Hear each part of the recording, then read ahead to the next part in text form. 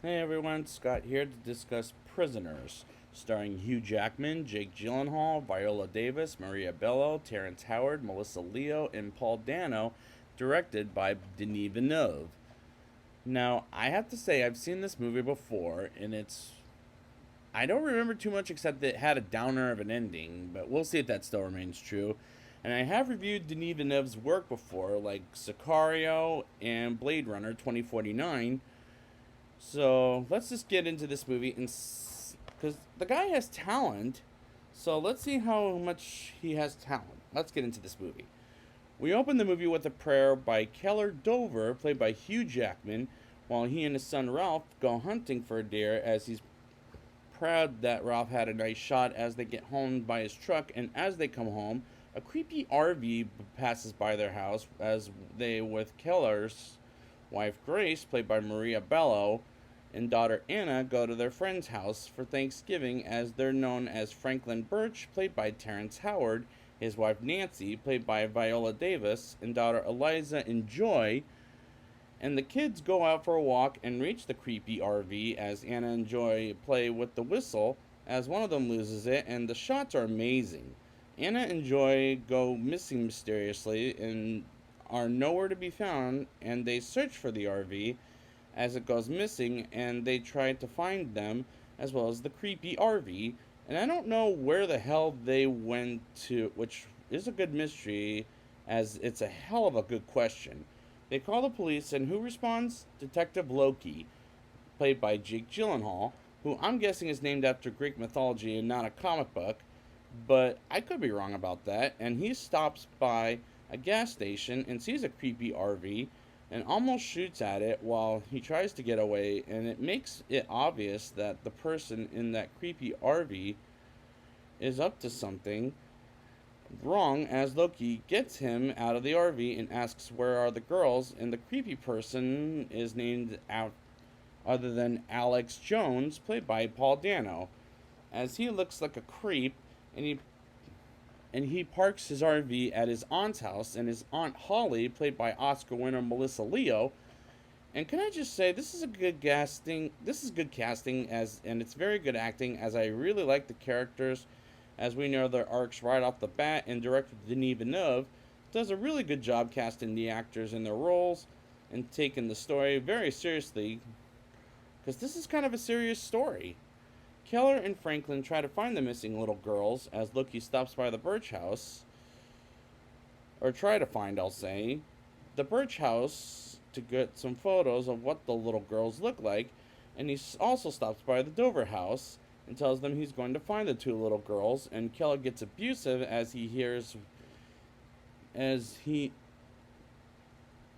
wants to know why he was trying to run away in the first place, and asks Loki to keep him in custody, but he can't promise anything. And the acting is tremendous in this movie, as I'm surprised it didn't get any Oscar nominations, but it did get one for best cinematography, as it does look amazing. Loki stops by a priest's house, but he learns his he has a he's dead, or not. Well, he's like fell down to sleep, as he looks around. And this movie is very intense and sad at the same time. And this movie is very long at a 2.5 hour running length. And there were times I thought the movie kind of dragged, but it's a very good looking film.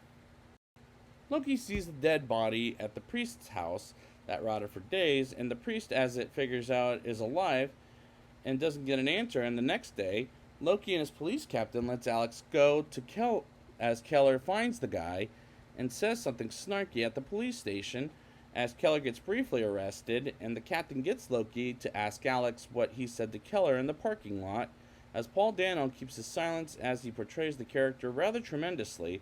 Meanwhile, Grace is crying over Anna's disappearance, and this is a very serious story done very realistically, and it does a great job at keeping us in suspense for the entire 2.5 hours, despite there were times the movie did drag.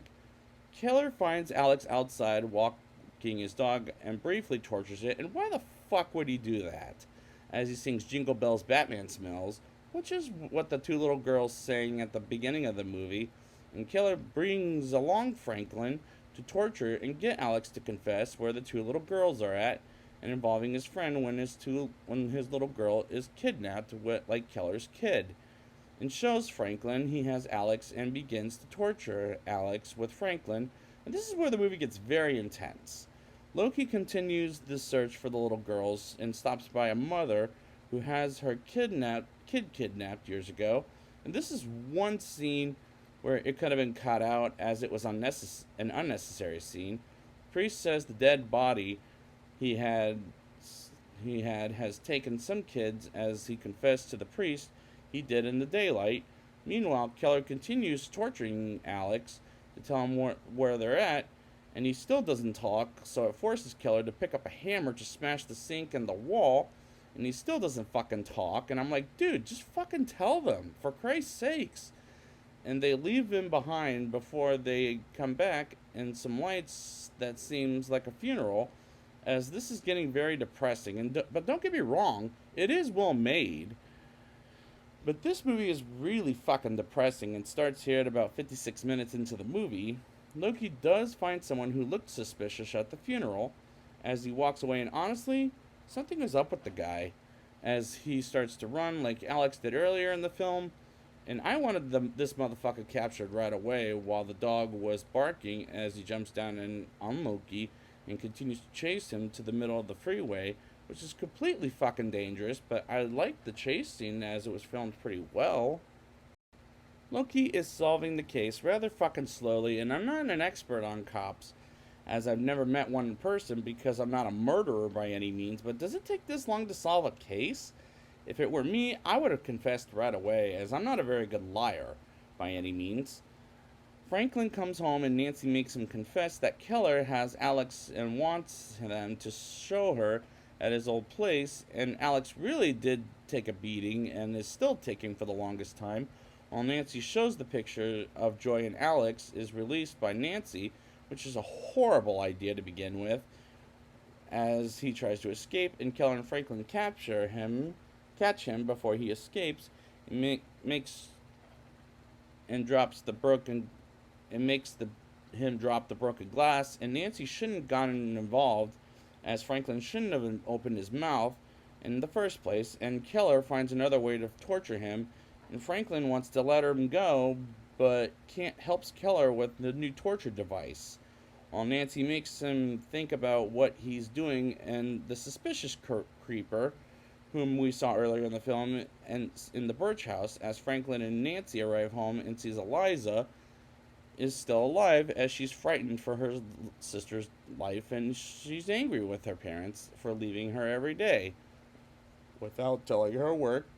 The creeper arrives at the Dover house and leaves the window open, and Grace calls Loki to the household, and she shows him the basement as he finds out Keller is trying to find his daughter like Loki should be doing, and Loki follows Keller around as Keller finds Loki following him around thanks to a stinking truck, and Keller goes to his car as they briefly talk about who's going where for what reason, as the scene needs to be cut out of this movie, as the scene drags quite a bit, as it should have been a couple of minutes, but it took like 4 minutes of the movie, and I thought, get to the point. I mean, really. Keller dreams of his daughter finding the whistle and blows it as he awakens. It makes sense, and it makes sense when I get to the ending of this movie.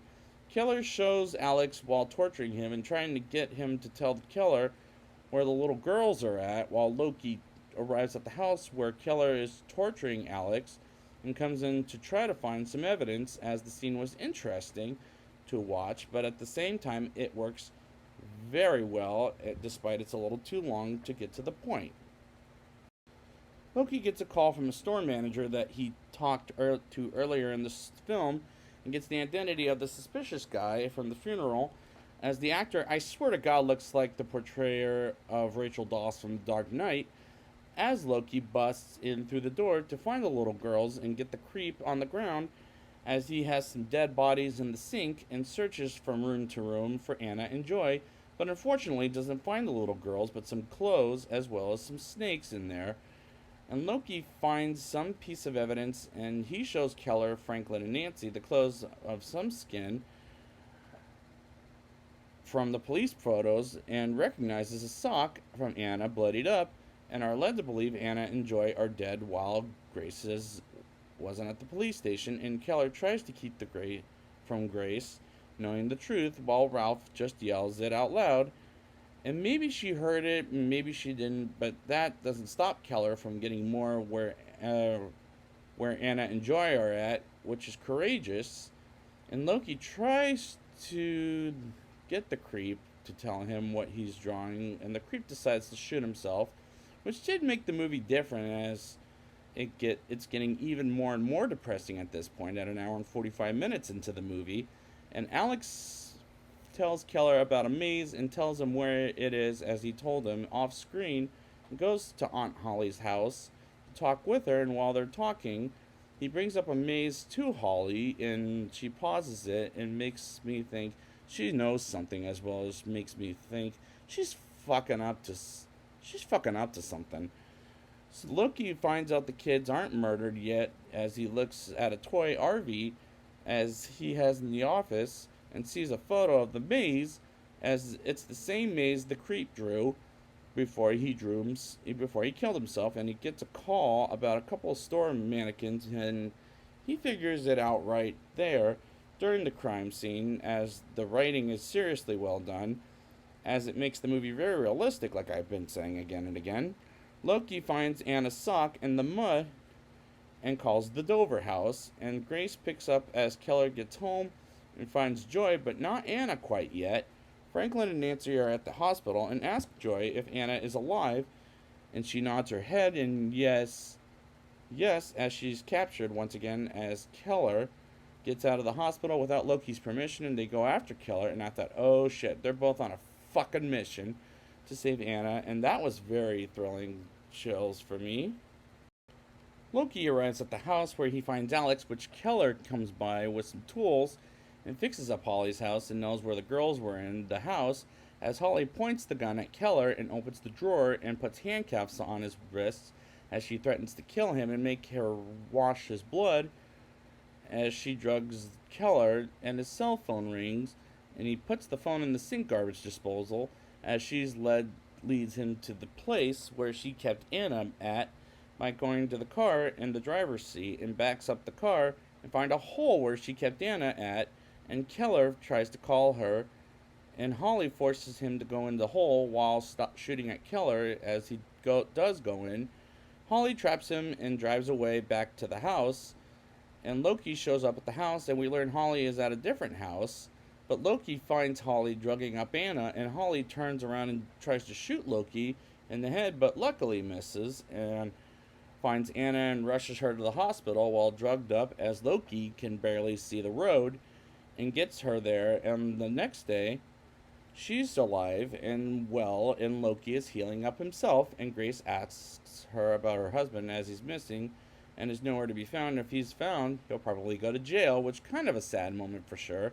But Loki hangs around outside the Jones house, and as forensics finish up for the night, Loki hears whistling in the underground and believing he hears something as credits begin to roll. And what the fuck kind of an ending is that?